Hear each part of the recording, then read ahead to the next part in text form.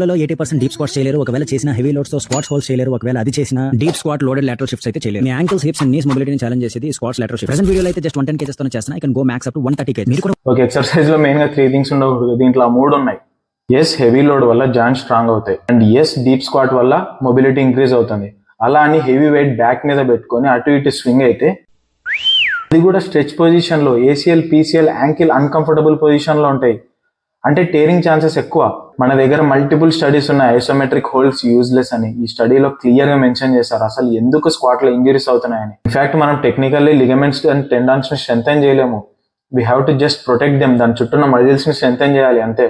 Tendons and ligaments does not undergo hypertrophy or hyperplasia. అంటే అవి size increase అవ్వవు, ఉన్న వాటిని కాపాడుకోవాలి.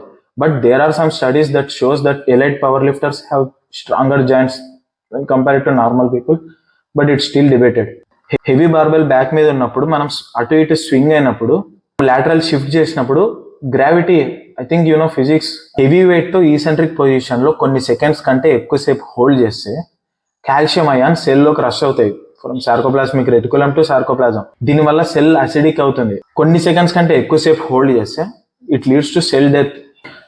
అండ్ ఏసీఎల్ ఇంజరీస్ చాలా సీరియస్. మల్టిపుల్ సర్జరీస్ ఉంటాయి. ఒకసారి లిగమెంట్ కంప్లీట్ గా టేర్ అయిందంటే హ్యామ్స్ట్రింగ్ లో ఉన్న టెండాన్ కట్ చేసి ఇక్కడ రీప్లేస్ చేయాల్సి వస్తుంది. మొబిలిటీ కోసం ఇవన్నీ చేయాల్సిన అవసరం లేదు. Just regular squat, heavy weight, ass to grass, perfect technique. కావాలంటే ఒక సెకండ్ ఈసెంట్రిక్ లో హోల్డ్ చేసి లిఫ్ట్ చేయడం అంతే, దట్స్ ఇట్. అయినా మీకు ఈ మూవ్మెంట్స్ చేయాలంటే కెటిల్ బాల్స్ యూజ్ చేయండి. Yes, they exist in gym. అసలు ఏది సింపుల్ గా ఉండకూడదు, అన్నిటిని కాంప్లికేట్ చేయాలి. I don't even want to talk about spine. Yeah, I hope this helps. We study and exercise on sports science and nutrition. Hope this helps. Have a good game. Cheers.